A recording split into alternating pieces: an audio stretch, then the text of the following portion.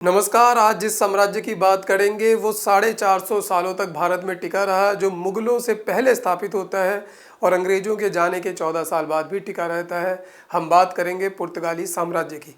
तो पुर्तगाली साम्राज्य की स्थापना की शुरुआत कहाँ से होती है? शुरुआत होती है जब वास्को डी गामा अपने घर से निकलता है भारत के लिए एक नया रास्ता ढूंढने, और उसके इस रास्ते के ढूंढने के कारण आने वाले 500 सालों का इतिहास बदल गया और वो इतिहास को आज भी प्रभावित कर रहा है।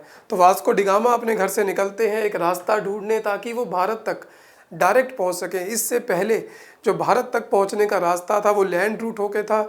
इटली वगैरह के व्यापारी वहां पर कमीशन ले लिया करते थे। पुर्तगाल और स्पेन को लगता था कि इसमें मज़ा नहीं आ रहा, हम डायरेक्ट पहुंच जाएं तो कितना अच्छा रहे, और इन्होंने पहली बार उस रास्ते को खोजा और ये रास्ता अफ्रीका के नीचे से होते हुए कैलिकट पहुंचते हैं। और जब तक स्वेज नहर का उद्घाटन नहीं हो गया तो यही एकमात्र रास्ता था जहां से डायरेक्ट पहुंचा जा सकता था। तो इसके बाद तो पूरा इतिहास बदल जाता है। हम देखेंगे किस तरीके से जो पुर्तगाली साम्राज्य थी उसकी जो मेन स्थापना जिसको कहेंगे उसका श्रेय जाता है जो दूसरे गवर्नर थे, अल्फोंसो दी अल्बुकर्क। तो इनके समय में ही जो गोवा है, गोवा का जो लाल वाला हिस्सा यहाँ पर नज़र आ रहा है, इनके समय में ही ये कब्जे में आता है। और गोवा, हैरानी होगी कि ये बीजापुर सल्तनत का पार्ट था। तो देखिए जो साम्राज्य आज़ादी के बाद भी टिका रहा उसके जो जड़ें थी वो बीजापुर सल्तनत तक थी, जो कि मुगलों से पहले से वहाँ पर थे। तो बहुत लंबा इतिहास है इनका, इसीलिए बड़ा इंटरेस्टिंग टॉपिक है कैसे ये टिके रहे। तो गोवा इनके पास ये लाल वाला तब आ जाता है 16वीं शताब्दी में। जो पीला वाला एरिया इनके पास है 18वीं शताब्दी में आता है, लगभग 1788 के आसपास। वहीं पर जो दीव है गुजरात के पास आइलैंड, वो 16वीं शताब्दी में आ जाता है। दमन भी 16वीं शताब्दी में आ जाता है, इनके पास समुद्र से लगता है और गुजरात के साथ है। लेकिन जो दादर नगर हवेली है गुजरात में एक तरीके से लैंडलॉक्ड है, ये इनके पास आता है 18वीं शताब्दी में। ये इसमें मराठा से इनकी युद्ध वगैरह होते हैं, संधियाँ होती हैं, उसके बाद इनको गिफ्ट में मिलता है, फिर ये उसको खरीद भी लेते हैं। तो वो एक अलग इनका इतिहास है। लेकिन जो हमारा आज का जो मेन टॉपिक है वो गोवा पर केंद्रित है, क्योंकि जो दादर नगर हवेली थी उसको तो 2 अगस्त 1954 को भारत के क्रांतिकारियों ने, स्वयंसेवियों ने, जिसमें कि यूनाइटेड फ्रंट ऑफ गोवन था, आज़ाद गोवंतक दल था, और आरएसएस का भी उसमें बहुत रोल रहा है। इतिहास में खुलकर नहीं आता, कभी आरएसएस खुल के नहीं कहता, लेकिन उसमें माना जाता है कि उनका रोल था। उन्होंने 2 अगस्त 1954 को वहाँ पर एक हमला करते हैं। वहाँ पर जो सैनिक टुकड़ी होती है बहुत कम होती है और वो उसको डिक्लेयर कर देते हैं आज़ाद। और 1954 से लेकर 1961 तक, 19 दिसंबर 1961 तक जब गोवा आज़ाद होता है, तब तक वो एक इंडिपेंडेंट टेरिटरी रहती है, क्योंकि भारत उस पर कब्जा नहीं कर सकता था और गोवा के लोग वहाँ तक पहुँच नहीं सकते थे क्योंकि लैंडलॉक था, तो इसलिए वो अलग से रहता है। लेकिन दमन, दीव और गोवा ये आज़ाद होते हैं 19 दिसंबर 1961 को। तो गोवा की अगर कहानी देखें तो गोवा बीजापुर सुल्तानत का पार्ट था जिसको पुर्तगाल ने जीता, और यहाँ पर पहुँचने का उनका मकसद जो था, एक तो ट्रेड था, जो ट्रेड के लिए जो उस वक्त सिस्टम हुआ करता था उसके लिए पहुँचते हैं। सेफ पोर्ट था, बहुत बढ़िया पोर्ट है गोवा। और तीसरी जो एक ज़ील थी उनके अंदर, जो एक उत्साह था कि हमें क्रिश्चियनिटी को फैला देना है, किसी तरीके से हमें जहाँ पर क्रिश्चियनिटी नहीं है, ईसाइयत नहीं है, वहाँ पर भी इसका प्रसार करना है। तो इन कारणों से यहाँ पर टिके रहते हैं और शुरुआती दौर में एक पॉलिसी का यूज़ करते हैं, ये अकल्चरेशन और असिमिलेशन का, कि 2 कल्चर्स को मिला दिया जाए, 2 लोगों में शादी ब्याह कराया जाए, ताकि ज़्यादा से ज़्यादा लोग जो क्या हो सकें, ईसाई हो सकें। लेकिन पूरी तरीके से वो जो इनका जो प्लानिंग थी वो सक्सेसफुल नहीं होती। जब 1947 में भारत आज़ाद होता है तो लगभग 6.5 लाख के आसपास पॉपुलेशन होती है पुर्तगाली साम्राज्य की, जिसमें से 61% हिंदू होते हैं और जो 37% थे वो ईसाई थे। तो पूरी तरीके से ये कामयाब नहीं हो पाते। लेकिन अगर उस तरीके से सोचा जाए 500 सालों में 37% जो पॉपुलेशन थी वो क्रिश्चियन बन गई, ये भी एक बहुत बड़ी बात है। तो जो पुर्तगाल की प्रॉस्पेरिटी थी वो गोवा के लिंकेज के कारण थी, इसीलिए जो वहाँ के तब के प्रीमियर थे 1947 में सालाज़ार, जो कि एक तरीके से डिक्टेटर थे, जो 1936 से लेकर 1974 तक वहाँ पर डिक्टेटर की तरह रूल करते हैं। उनका मानना था कि हम गोवा को नहीं छोड़ेंगे, ऐतिहासिक तौर पर हमारा है। और यहीं से एक लड़ाई शुरू होती है जो 14 साल तक चलती है, सालाज़ार और नेहरू में। एक तरीके से 2 पर्सनैलिटीज़ के बीच में एक ईगो क्लैश भी था क्योंकि जो नेहरू की पर्सनैलिटी थी वो टोटली डिफरेंट थी। वो एंटी कलोनियलिज्म, कहीं पर भी साम्राज्यवाद शक्तियाँ नहीं होनी चाहिए, सबको आज़ादी मिलनी चाहिए। वहीं पर एक सालाज़ार थे जो डिक्टेटर थे, जिन्होंने दूसरे विश्व युद्ध को भी सरवाइव किया था और उसके बाद वो भारत से जाना नहीं चाहते थे। तो यहीं से हम शुरू करेंगे पूरी कहानी, जो गोवा की मॉडर्न कहानी है। तो जब नया दौर शुरू होता है एक की, जब कॉन्स्टिट्यूशनल मोनार्की का सिस्टम आता है, पार्लियामेंट्री डेमोक्रेसी शुरू हो रही थी यूरोप में, उसी वक्त 1822 में कॉन्स्टिट्यूशन पास होता है लिस्बन में, जो पुर्तगाल की राजधानी है। वहाँ पर डिफ़ाइन किया जाता है पहली बार कि पोर्तुगीज़ नेशन किसको कहा जाएगा। तो इसमें क्लियरली लिखा हुआ है कि जो यूनियन है, जो टेरिटरीज़ की यूनियन है दोनों हेमिस्फीयर की, यानी कि सदर्न हेमिस्फीयर और नॉर्दर्न हेमिस्फीयर, दोनों जगह पर जहाँ जहाँ पुर्तगाल का रूल है वो सारा पोर्तुगीज़ नेशन है। और इसी के बाद जो गोवा के लोग थे उनको भी एक वोटिंग का अधिकार दिया गया। लिमिटेड था, उसमें रोमन कैथोलिक होना ज़रूरी था, पोर्तुगीज़ भाषा आना ज़रूरी था, इनकम का भी एक क्राइटेरिया था। लेकिन उसके बावजूद गोवा के लोग चुने जा रहे थे, जाकर पुर्तगाल की पार्लियामेंट में बैठते थे, वहाँ पर अपनी बातें रखते थे, कैबिनेट का हिस्सा होते थे। तो जो अंग्रेज़ों का भारत पे रूल था उससे टोटली डिफरेंट था। यहाँ पर डायरेक्ट प्रोविंस थी।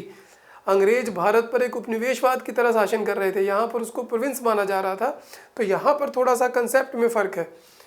लेकिन फिर उसके बाद चलते हैं 1910 तक, आते आते वहाँ पर जो एक एंटी डिस्क्रिमिनेटरी पॉलिसी थी हिंदुओं के लिए कि उससे डिस्क्रिमिनेट करते थे, उसको उन्होंने ख़त्म कर दिया। उसके बाद वहाँ पर एक अच्छा माहौल होता है। लेकिन उसी बीच में एक ट्रेजिडी होती है, वहाँ पर फाइनेंशियल कंडीशन ख़राब होती है पुर्तगाल में, और वहाँ पे 1926 में एक तख्ता पलट हो जाता है।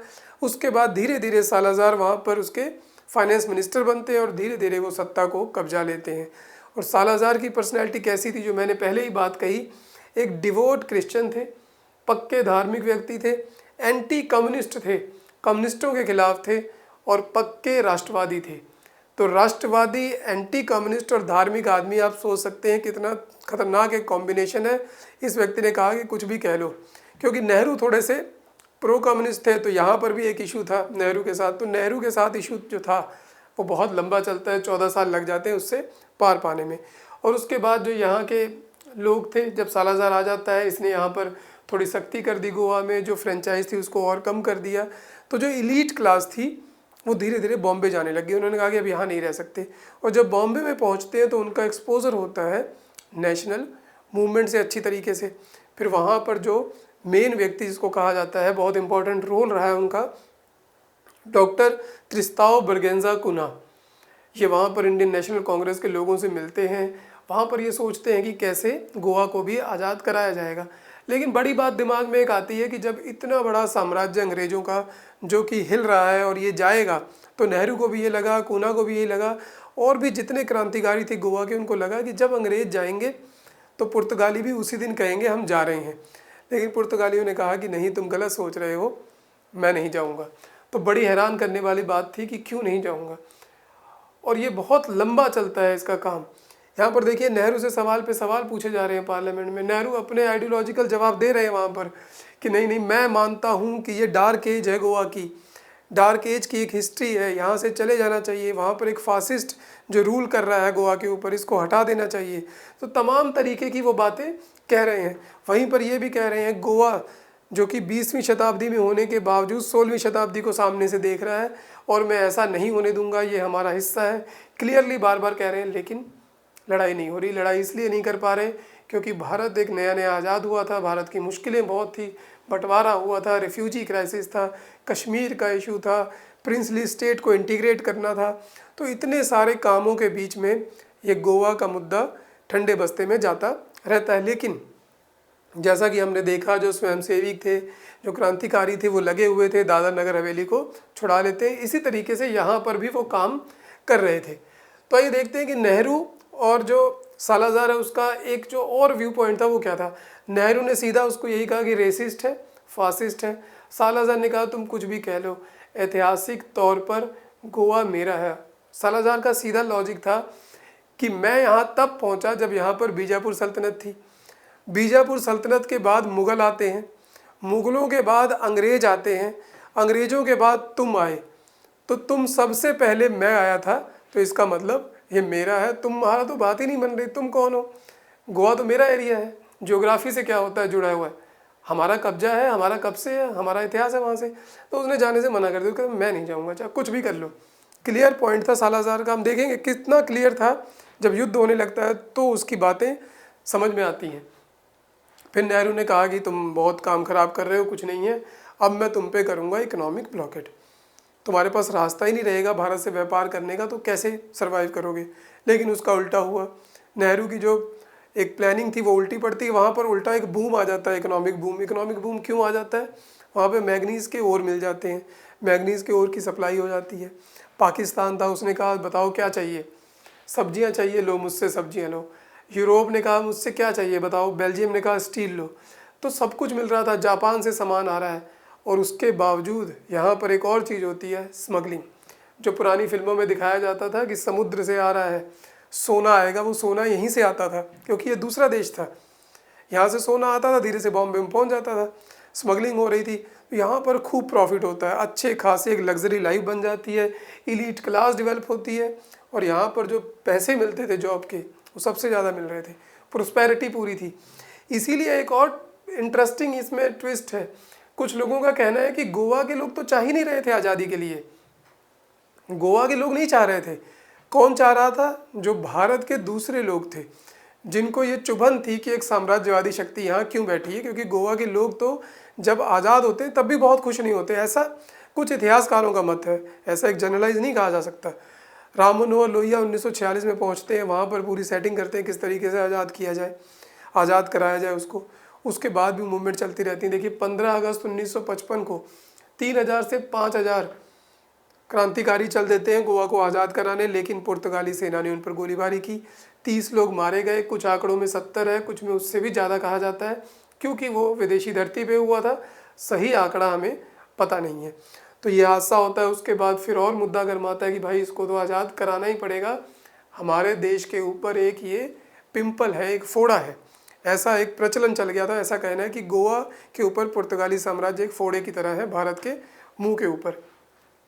24 नवंबर 1961 को साबरमती नाम की एक पैसेंजर बोट थी, जो कि गोवा के पास एक द्वीप है, अंजी द्वीप, वहाँ से जा रही थी। वहाँ पर पुर्तगालियों ने गोली चला दी, पैसेंजर मारे गए। तो ये मुद्दा बढ़ता जा रहा था, जो क्राइसिस था, जो भारत और पुर्तगाल के बीच में, वो खिंचता चला जा रहा था।